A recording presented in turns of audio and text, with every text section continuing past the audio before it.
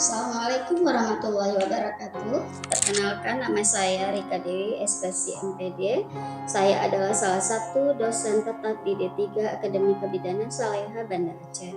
Saat ini saya mengajar mata kuliah Psikologi Kebidanan yang merupakan mata kuliah wajib dengan bobot pengajaran sebanyak 2 SKS. Pada kesempatan ini saya akan memaparkan salah satu mata kuliah yang saya ampu, yaitu Psikologi Kebidanan dengan kode mata kuliah BD 5109.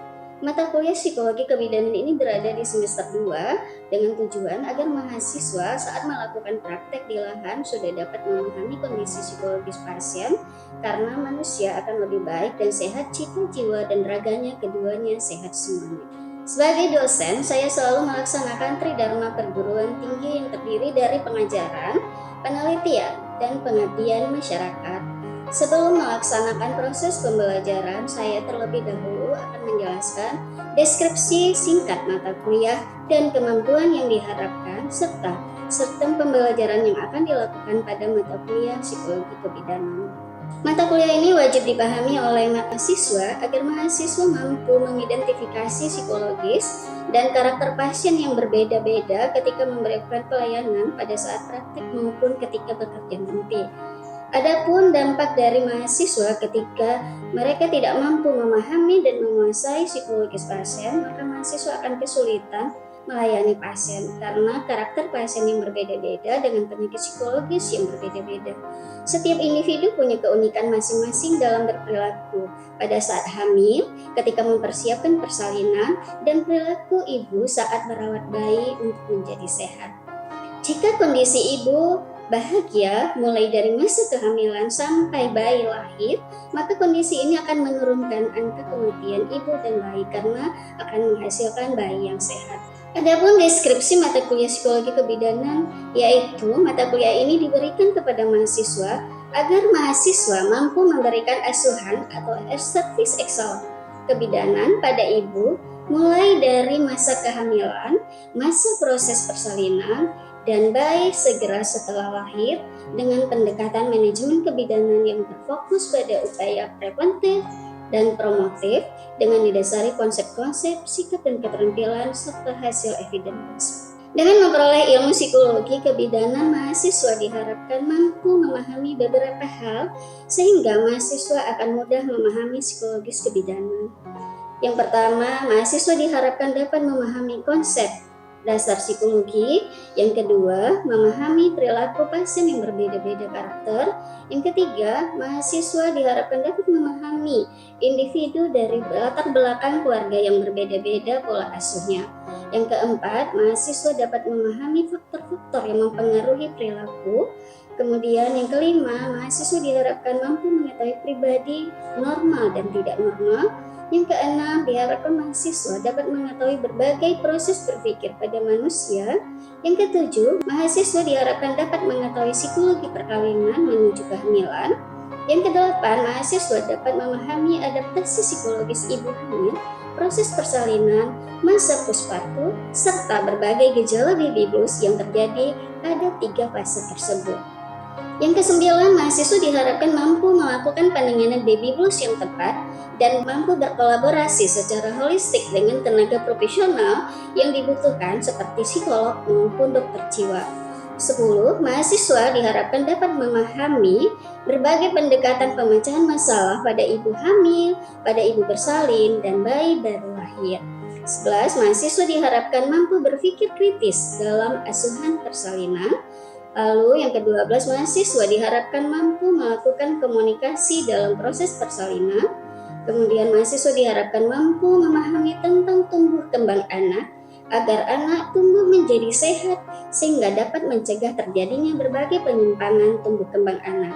Kemudian di sesi akhir pertemuan, mahasiswa akan diberikan tugas, baik tugas diskusi kelompok, tugas individu, maupun tugas studi kasus atau observasi berbagai gejala baby blues atau kondisi psikologis yang dialami ibu hamil maupun ibu postpartum yang dibuat dan didokumentasikan dalam bentuk laporan dan video untuk mencapai kompetensi yang diharapkan.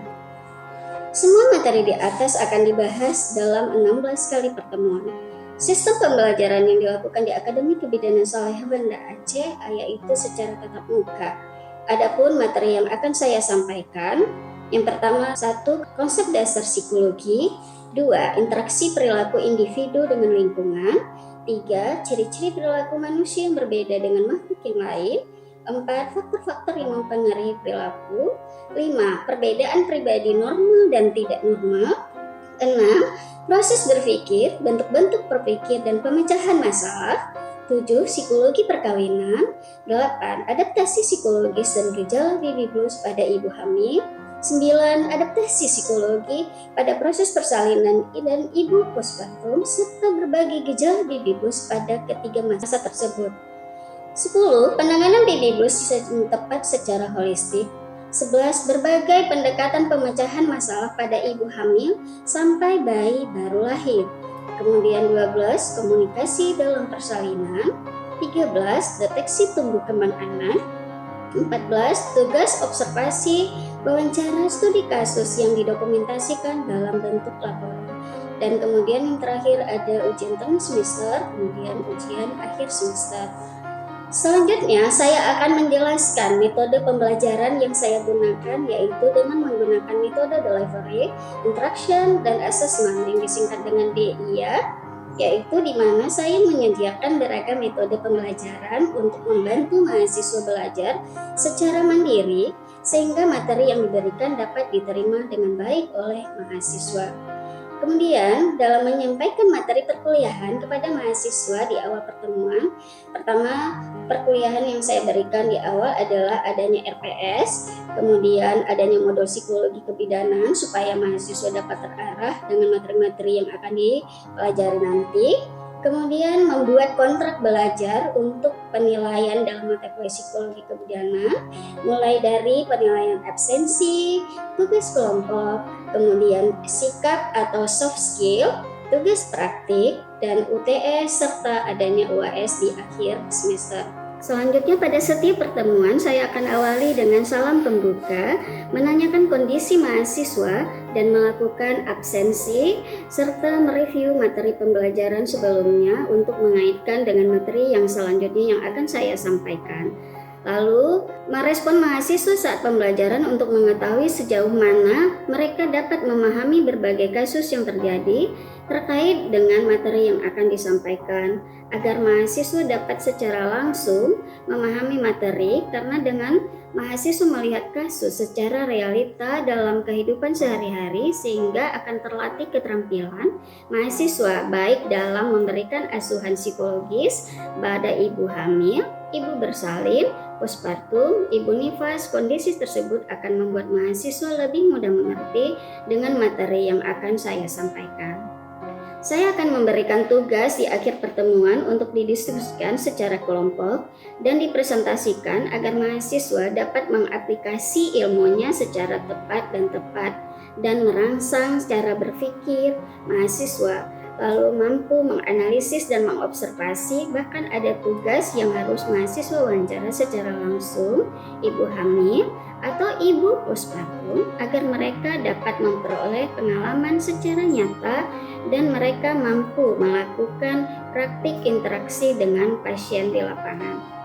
Saya sering menyelipkan sedikit cerita humor terkait dengan materi yang saya sampaikan agar mahasiswa tidak bosan saat belajar, memberikan beberapa pertanyaan kepada mahasiswa agar mereka dapat fokus pada setiap materi yang saya sampaikan.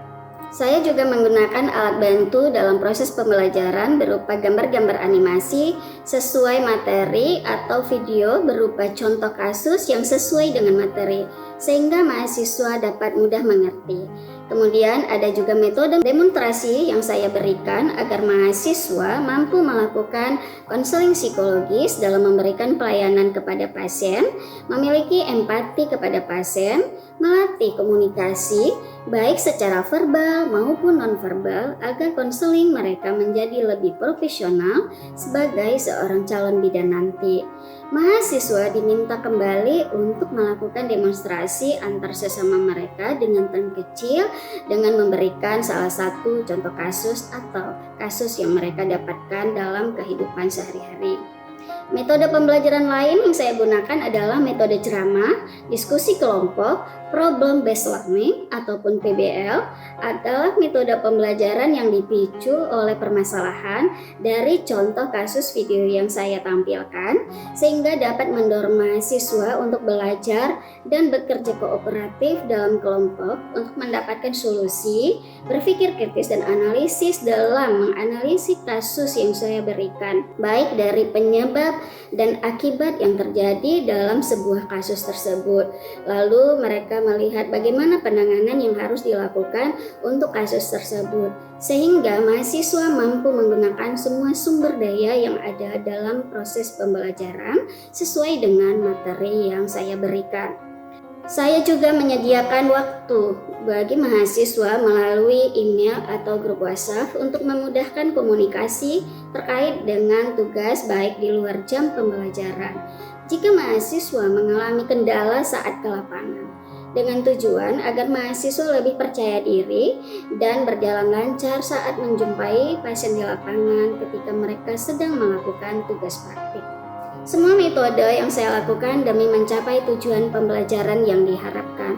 Saya selalu melakukan pendekatan dengan mahasiswa, yaitu dengan menunjukkan sikap saling menghargai, menghormati sesama mahasiswa, dan menjadi figur seorang tua bagi mereka, selain sebagai seorang dosen yang peduli dan siap membantu mahasiswa jika mereka mengalami kendala dalam proses pembelajaran.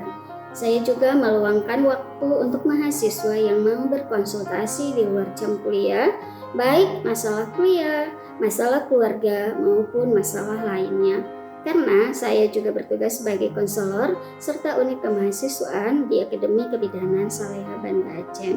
Pendekatan ini membuat saya dengan mahasiswa selalu dekat layaknya keluarga kedua bagi mahasiswa. Mahasiswa lalu mendapatkan tugas dari saya sesuai dengan materi itu berupa makalah kasus ataupun membuat video studi kasus berdasarkan hasil observasi dan wawancara dengan membagi menjadi kelompok kecil untuk menyelesaikan tugas dan hasil kerja kelompok yang dipresentasikan di depan kelas sehingga semua mahasiswa akan aktif untuk melakukan diskusi hasil presentasi kelompok. Selanjutnya, saya akan melakukan asesmen, yaitu memberikan penilaian secara objektif kepada semua mahasiswa terkait sistem penilaian yang akan saya berikan yang sudah saya jelaskan di awal perkuliahan, dan saya sudah membuat kontrak belajar dengan mahasiswa dengan memberitahukan semua peraturan dan persyaratan kepada mahasiswa. Saya juga memberikan kesempatan dan mengajak mahasiswa untuk membuat kesepakatan dalam hal penilaian dengan mahasiswa, baik dalam pemberian tugas-tugas, absensi, ujian tengah semester, dan ujian akhir semester, sehingga mereka dapat disiplin dan konsisten dengan apa yang telah disepakati di awal kontrak perkuliahan dan siap menerima risiko dan bersedia memperbaiki kesalahan apabila mereka melakukan pelanggaran. Adapun kontrak belajar yang kami sepakati adalah adanya kehadiran yang dinilai 10%, tugas sebesar 20%, ujian tengah semester 10%, ujian akhir semester 30%, praktik 25%, dan soft skill adalah 5%. Kemudian metode ujian akhir semester di Akademi Kebidanan Saleha Banda Aceh menggunakan CBT yang hasilnya langsung keluar dan mahasiswa dapat melihat sendiri hasil ujian CBT setelah selesai ujian. Sistem ini juga akan memudahkan dosen yang bisa langsung merekap nilai hasil ujian akhir semester semuanya. Hasil evaluasi yang akan direkap semua akan ditempel di mading mahasiswa dan juga langsung dikirim ke grup WhatsApp mahasiswa sehingga mahasiswa bisa melihat sendiri dan diberikan tenggang waktu selama 1 minggu untuk menyanggah nilai jika ada yang keliru dalam pemberian nilai. Baiklah, berikut video salah satu pembelajaran yang akan saya tampilkan. Assalamualaikum warahmatullahi wabarakatuh. Waalaikumsalam.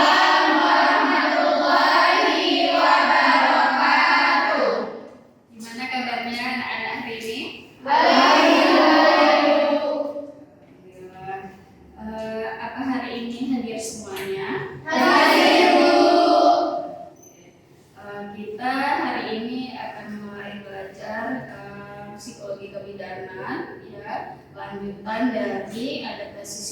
psikologis pada ibu hamil. Dan hari ini kita akan membahas tentang ibu postpartum dan baby blues, ya, adaptasi psikologis ibu postpartum dan baby blues pada ibu postpartum atau masa nifas. Nah, sebelumnya adik-adik ada yang masih ingat materi adaptasi psikologis pada ibu hamil atau gejala yang dialami oleh ibu hamil kemarin, seperti apa gejala baby bluesnya? Ya, Ijun boleh. Gejala baby blues pada ibu hamil meliputi perasaan takut akan melahirkan, kayak menghadapi kedepannya, cara mulai dari blues bayi, menghadapi persalinannya. Oke, ada lagi yang lain? Penyebab baby blues pada ibu hamil ada yang tahu? Dipengaruhi oleh apa aja faktornya? Boleh salah satu, Saidah mungkin? Perubahan hormonal. Ya, jadi perubahan hormonal itu bisa membuat psikologis ibu terganggu. Sebenarnya itu normal, ya. Tapi kalau misalnya baby bluesnya sudah mulai ke tingkat lebih tinggi, depression, postpartum baby blues itu, maka dia akan tidak normal lagi dan segera diatasi, harus warning, nggak boleh dibiarkan. Dan para Anda sebagai calon ibu bidan harus peka dan deteksi secara cepat bagaimana kondisi psikologis ibu hamil yang mengalami gejala baby blues yang sudah tingkat lebih parah, itu harus segera diatasi, nggak boleh dibiarkan. Ya, oke, kita lihat adaptasi psikologis ibu postpartum. Tadi kita review sedikit materi adaptasi psikologis pada ibu hamil supaya kalian paham masuk ke dalam kelas berikutnya. Nah, tapi sebelum kita lihat, mari kita berdoa membaca Al-Fatihah 2 menit.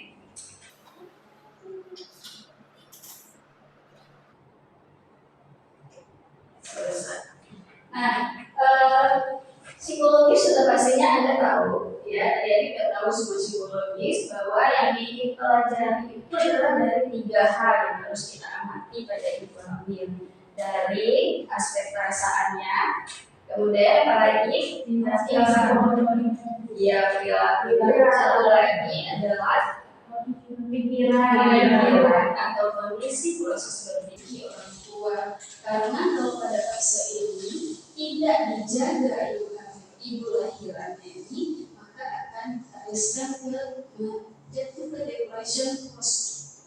Ya, nah, lihat ya gambar ini. Gambar baby blues. Apa yang Anda lihat di gambar ini? Menangis. Bayinya ngapain? Menangis juga. Kenapa? Apakah dia sudah sehat ini menangis? Tidak. Yang sakitnya itu fisik atau psikologis? Psikologis. Ya, dia menangis, bayinya menangis, bahkan dia membelakangi bayinya, tidak mau melihat bayinya. Artinya dia mengalami suatu problemnya, cuma kita nggak tahu. Makanya adik-adik ketika jadi bidan nanti identifikasi kenapa ibunya itu menangis, ya, kenapa dia tidak mau merawat bayinya. Ditanyakan, berikan edukasi, konseling, kita gali informasinya supaya ibu ini, biasanya ibu-ibu yang baru lahiran kalau mereka itu berhati, dia kan merawat bayi sepenuh hati. Nah, kalau ini malah dia membelakangi bayinya, ya kan? Oke, kita lanjut. Nah, ini ada gambar kedua, postpartum depression. Ini udah masuk ke tahap depression. Kalau tadi masih gejala baby blues, sekarang masuk ke dalam postpartum depression. Coba adik-adik lihat. Ini ibunya malah nutup telinga.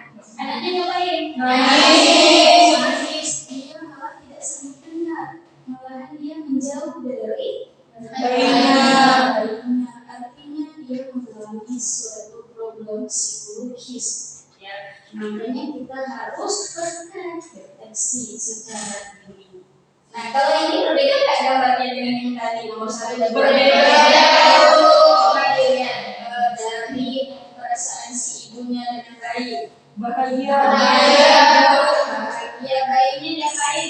Dia wajahnya nampak siapa? Artinya perasaannya itu penuh dengan kasih sayang. Dia senang karena memang dia betul-betul berperan sebagai ibu ketika dia melahirkan anaknya. Tapi kalau gambar nomor 1 dan 2 malah ibunya nangis, yang satu lagi menjerit karena dia tidak mampu. Dia beradaptasi sebagai ibu. Kan kalau habis nikah baru hamil, melahirkan yang dari darinya sendiri, lalu punya anak. Bukan berperan sebagai ibu ini yang harus Anda pahami. Nah, Anda nanti akan jumpa pasiennya ibu hamil. Dari ibu hamil itu diberikan edukasi supaya nanti ada namanya fase-fase ibu harus siap merawat bayinya. Sudah siap belum? Maka hamil itu bukan hamilan begitu aja, harus dipersiapkan. Pernah nggak lihat atau dengar kasus ibu yang bunuh bayinya? Pernah. Ya, sampai anaknya usia 1 tahun pun pernah. Apa penyebabnya? Mungkin yang pernah dengar penyebabnya membunuh bayi apa? Ada pernah dengar? Pernah. Apa penyebabnya salah satunya? Kurangnya dukungan dari keluarga, terutama dari suaminya, Bu. Gimana? Kurangnya dukungan dari keluarga, terutama suaminya, Bu. Kurang dukungan dari keluarga. Ada yang mengalami kurang dukungan, kurang perhatian dari suaminya? Ada. Biasanya kalau perempuan terjadi istri, mana perhatian yang paling dibutuhkan dari orang tua atau dari suaminya? Dari suaminya. Nanti harus berani memberikan edukasi kepada si bapak pendamping ibunya supaya waktu melahirkan si bapaknya harus siaga penuh terhadap istri dan anaknya supaya tidak terjadi baby sampai ke sindrom depression postpartum. Karena kalau ada depresi postpartum itu sudah kondisi psikologisnya.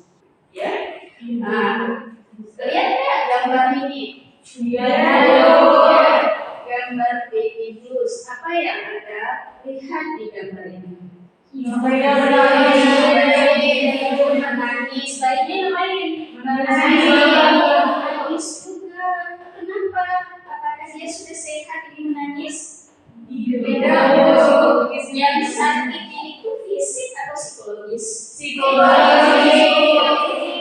Ya, dia menangis, bayinya menangis, bahkan dia membelakangkan bayinya, tidak mau melihat bayinya. Artinya dia mengalami suatu problemnya. Cuma kita tidak tahu, makanya adik-adik ketika jadi bidan nanti identifikasi kenapa ibunya itu menangis. Ya, kenapa dia tidak mau merawat bayinya? Ditanyakan, berikan edukasi, konseling, kita gali informasinya supaya ibu ini, biasanya ibu-ibu yang berkelahiran kalau mereka itu bahagia, sebenarnya dia akan merawat bayi sepenuh hati. Nah kalau ini malah dia membelakangi bayinya, ya kan? Ya, kita lanjut. Nah ini ada gambar kedua, postpartum depression. Ini udah masuk ke tahap depression. Kalau tadi masih dirawat ibu, sekarang masuk ke dalam postpartum depression. Coba adik-adik lihat. Ini ibunya malah nutup telinga. Anaknya ngapain? Nangis. Dia malah tidak saling dengar. Malahan dia menjauh dari bayinya. Artinya dia mengalami suatu problem psikologis. Ya, makanya kita harus tekan deteksi secara dini. Nah, kalau ini berbeda nggak gambarnya dengan yang tadi nomor 1 dan 2? Dari perasaan si ibunya dengan bayi. Bahagia. Bayinya ngapain? Dia wajahnya anak siapa? Artinya perasaannya itu penuh dengan kasih sayang. Dia senang karena memang dia betul-betul berperan sebagai ibu ketika dia melahirkan anaknya. Tapi kalau gambar nomor 1 dan 2 malah ibunya nangis, yang satu lagi menjerit karena dia tidak mampu ya beradaptasi sebagai ibu. Kan kalau habis nikah baru hamil, melahirkan yang dari dirinya sendiri, lalu punya anak. Mampu nggak dokter sebagai ibu ini yang harus Anda pahami. Nah, Anda nanti akan jumpa pasiennya ibu hamil. Dari ibu hamil itu diberikan edukasi supaya nanti ada namanya fase-fase ibu harus siap merawat bayinya. Sudah siap belum? Maka hamil itu bukan hamil-hamil gitu aja, harus dipersiapkan. Pernah nggak lihat atau dengar kasus ibu yang bunuh bayinya? Pernah ada. Ya, sampai anaknya usia 1 tahun pun pernah. Apa penyebabnya? Mungkin yang pernah didengar penyebabnya membunuh bayi apa? Ada pernah dengar? Pernah Apa penyebabnya salah satunya? kurang dukungan dari keluarga, terutama dari suaminya, Bu. Gimana? Kurangnya dukungan dari keluarga, terutama suaminya, Bu. Kurang dukungan dari keluarga. Ada yang mengalami kurang perhatian dari suaminya? Ya. Kemudian yang ketiga apa lagi? Selain kondisi fisiologis, ternyata psikologis ibu adalah sesuatu sangat penting diperhatikan. Jadi jangan diabaikan psikologis. Dua-duanya harus diperhatikan. Yang keempat, bidan harus mampu memberikan konseling untuk ibu agar ibu dan bayi sehat, dan ini bisa mencegah angka kematian ibu dan angka kematian bayi ajaib dan akademik. Ya, ini yang harus kita pahami dan kita jalankan. Yang kelima, melahirkan generasi yang sehat harus dimulai dari ibu yang sehat psikologis dan fisiologis demi dari masa kehamilan sampai usia anak yang dewasa. Kalau bukan dari ibu yang sehat, mungkin bisa lahir anak yang sehat. Nah, makanya ibu yang sehat psikologis dan fisiologis ini penting dijaga dari mulai masa kehamilan sampai anaknya dewasa. Karena ada juga kasus dewasa ini ya. Sampai di sini materi kita hari ini. Ya, semoga ilmu yang sudah ibu berikan dapat dimanfaatkan, dapat diaplikasi buat keluarga, buat masyarakat nanti ketika ada bekerja, dan terlebih ke diri sendiri. Ini yang harus Anda pahami bahwa untuk diri sendiri kita mampu memanfaatkan ilmu yang sudah ada diberikan kepada masyarakat. Ya. Lebih dan kurang, ibu mohon maaf. Semoga ilmunya bermanfaat. Assalamualaikum warahmatullahi wabarakatuh.